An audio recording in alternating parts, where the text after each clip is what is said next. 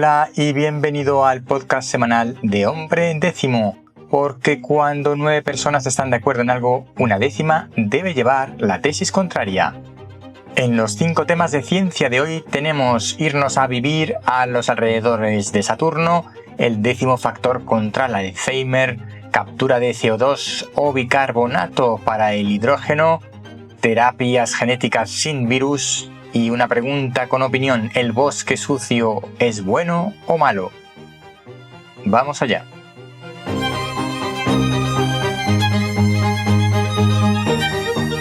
Espacio, una luna de Saturno habitable, nos vamos de paseo. La conquista del espacio nos suena a aventura, nos suena a recordatorio de la época de la llamada Guerra Fría, en la que los hitos espaciales eran impulsados por la geopolítica y no por la ciencia. A algunos les suena simplemente a los relatos de ciencia ficción, donde cosas imposibles son posibles, y esta es la clave de la carrera espacial: convertir cosas impensables en cosas posibles.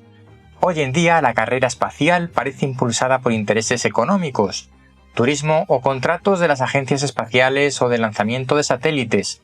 Son las cuestiones que parecen motivar la capacidad por salir de la Tierra. Excepto para Elon Musk, cuya motivación es vivir fuera de la Tierra, tal como dijo Stephen Hawking, que es la única manera de que la humanidad perviva. Pero tranquilo, que no voy a hablarte de Elon, que genera amor y odio a partes iguales. Traigo una noticia sobre la posible vida fuera de la Tierra. Por el momento, no de la nuestra, pero sí de posibilidades de encontrar vida fuera de nuestro planeta, que en el fondo es el principio para ser capaces de encontrar un lugar donde vivir en el espacio. O tal vez tendremos que vivir en estaciones espaciales, como en algunos de esos relatos de ciencia ficción como el que tengo en un cajón. Perdón, eso va en otro lado, no es el para aquí. El caso es que se ha encontrado fósforo en una luna de Saturno. Dicho así, parece una tontería, pero en realidad es muy importante porque es uno de los elementos que se considera fundamental para poder habitar un planeta, en este caso una luna. Si Titán es la luna de Saturno más prometedora y que más historias ha inducido en nuestra imaginación sobre vivir fuera de la Tierra, ha sido en otra de las lunas de Saturno, esta vez en Cédalo, en la que se ha encontrado fósforo. Por el momento, y aunque hay otros posibles planetas en los que hipotéticamente podrían darse las condiciones para vivir, gana Saturno, o mejor dicho, sus lunas, por características, capacidad de conocer su composición y circunstancias, y por cercanía, pues son nuestro primer objetivo para llevar a la humanidad allí fuera, aunque hablemos mucho de Marte. Queda bastante aún, pero estoy con Hawking. O salimos o saldremos, ya me entiendes. Si quieres saber más para completar, visita hombredécimo.com y ahí te dejo algo más de información y los enlaces correspondientes de todas las noticias. La segunda noticia de hoy es el décimo factor contra el Alzheimer. Hace un año se publicó un estudio que vinculaba los trastornos intestinales con enfermedades como el Alzheimer. La relación tenía lugar por la coincidencia genética entre pacientes con enfermedades intestinales y pacientes con Alzheimer. Habida cuenta de la implicación de la microbiota con las enfermedades intestinales, pues la microbiota aparece en el rabillo del ojo de los científicos en el momento en que se vinculan estas dos cuestiones, además obviamente de las consideraciones relacionadas con predisposiciones genéticas. Un año después, se confirma en otro estudio esta relación directa entre microbiota y Alzheimer. Para nuestra fortuna, cada vez tendremos más noticias de este tipo y, lo que es más importante, llegará un momento en que podamos mitigar el décimo factor de la aparición del Alzheimer. Genética aparte, por supuesto. En este caso, la microbiota, que sería ese décimo factor de riesgo modificable relacionado con la aparición de la enfermedad. Los factores de riesgo modificables son diabetes, hipertensión arterial, obesidad, tabaquismo, sedentarismo, depresión, inactividad cognitiva, hipoacusia y aislamiento social. Si te interesa el tema de la microbiota y hasta ahora no lo habías descubierto, hoy te traigo otro libro: Microbiota, los microbios de tu organismo. La referencia la tienes, como siempre, en la noticia y en hombredécimo.com/libros. Si aún tienes dudas sobre la relación de la microbiota y la salud, te dejo también otro estudio enlazado sobre la calidad de la dieta, la microbiota y la salud. Y ojo que entramos en temas de dieta. El campo de la nutrición es delicado, hará falta mucha didáctica para separar la superchería de la ciencia. La tercera noticia sobre hidrógeno, captura de CO2, eficiencia en la producción de hidrógeno, o usamos bicarbonato para almacenar el hidrógeno fabricado. Es curioso cómo desde fuera parece que cada país o región tiene una tendencia en relación con la búsqueda de la sostenibilidad energética. Esto es evidente cuando hay países que destierran la energía nuclear y otros que plantean la construcción de nuevas centrales. Pero hay otras noticias no tan evidentes que al menos aparentemente parecen indicar distintas estrategias al respecto de la sostenibilidad energética. En Reino Unido, por ejemplo, parecen empeñados en capturar el CO2 y luego hacer algo con él, transformarlo en biocombustibles o en un subproducto para la industria.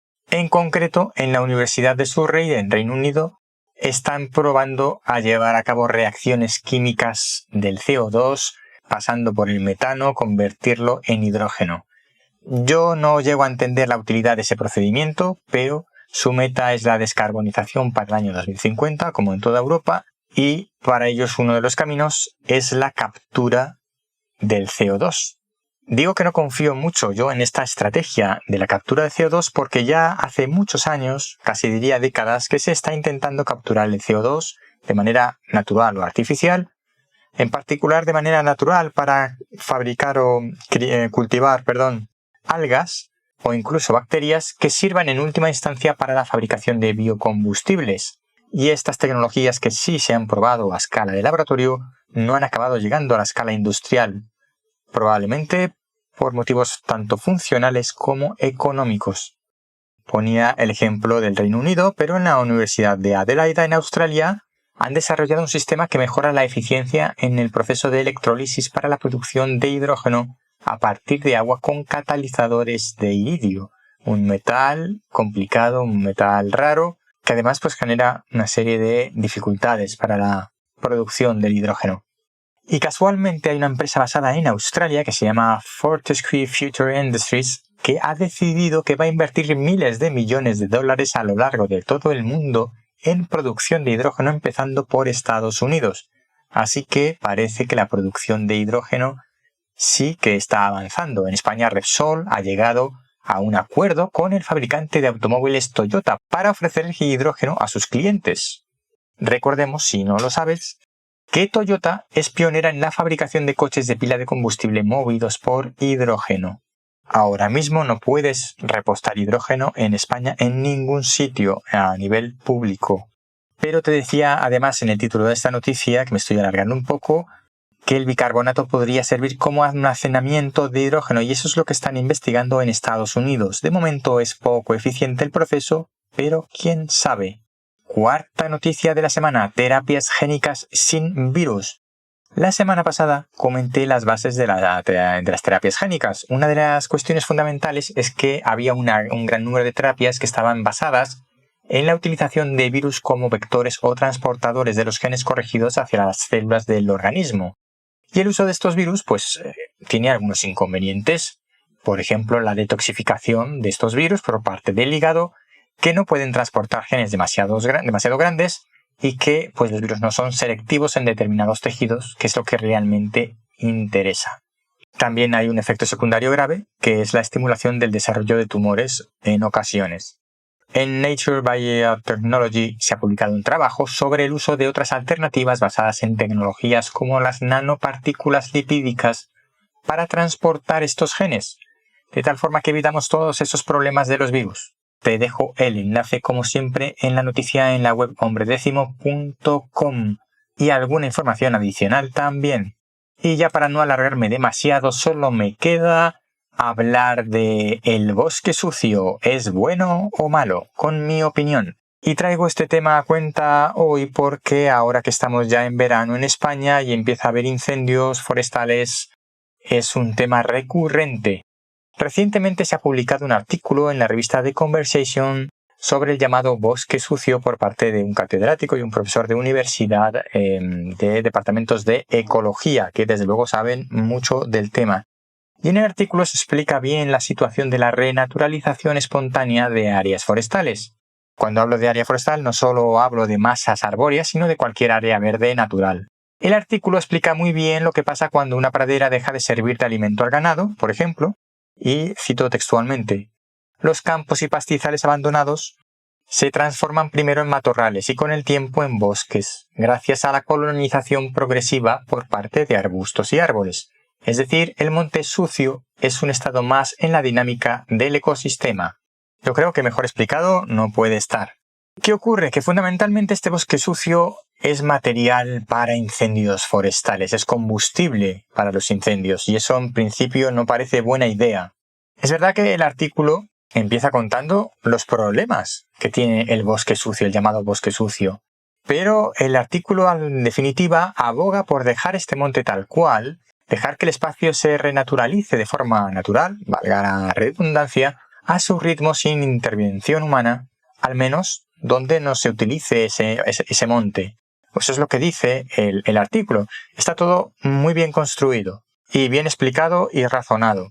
Pero yo tengo un pero aquí, y es la paradoja de esa afirmación, porque si tiene lugar una renaturalización espontánea de una determinada área, es porque no se utiliza. Luego, en el fondo, lo que se está diciendo es que no hay que intervenir en ningún proceso de renaturalización del monte. Pero es que los incendios forestales son un problema muy grave hoy en día. Y lo son porque afectan a poblaciones, en primer lugar, porque devastan enormes áreas verdes de matorral, bosque bajo o bosque consolidado. Los perjuicios de los incendios son mayores que los beneficios. Y no estoy loco ni digo ninguna locura al afirmar que los incendios forestales tienen sus beneficios, pero los pequeños incendios forestales, limitados en intensidad y extensión. Y eso no es lo que ocurre hoy en día. Está demostrado que el coste de la prevención de los incendios es mucho menor que el coste de apagarlos y de gestionar después esas áreas degradadas por los propios incendios. Porque no podemos dejar que un incendio se extienda de forma natural. Más aún cuando el 50% de los incendios forestales son provocados y un 30% son por causas de negligencia o accidente en los que intervienen las personas. Es decir, el 80% de los incendios forestales no deberían producirse nunca. Para tener una visión completa de los incendios forestales y entender por qué pequeños incendios pueden ser beneficiosos y por qué los grandes incendios no lo son, recomiendo un monográfico sobre este tema que ha publicado el Colegio de Biólogos de la Comunidad de Madrid en su último número de la revista sectorial. Mi conclusión es que es bueno que dejemos a la naturaleza seguir su curso. Ahí estoy de acuerdo con el catedrático y el profesor de ecología, y yo creo que eso es lo que quieren transmitir, sobre todo en etapas tempranas de evolución, de pasto, matorral, pero no podemos dejar el monte sucio tal cual. Creo que es una visión demasiado idílica de la naturaleza y debemos intervenir para prevenir los incendios forestales. Desde luego, esta intervención debe ser una intervención con peso ecológico, pero no podemos dejar que se quemen grandes superficies y que haya una gran cantidad de monte listo para arder sin parar. Esto nos puede llevar otro día a hablar de la ganadería extensiva, porque tiene mucho que ver con los incendios forestales, pero eso será otro tema a continuación del de hoy. Hasta aquí el episodio de hoy de Hombre Décimo. Noticias sobre el espacio, la microbiota, el hidrógeno y energías renovables y terapias génicas, además de algo de opinión, porque cuando 9 personas están de acuerdo en algo, una décima debe llevar la tesis contraria. Te espero en hombredécimo.com para completar toda la información que te doy en el podcast, y además si te suscribes a la newsletter no te perderás nada. Nos vemos pronto.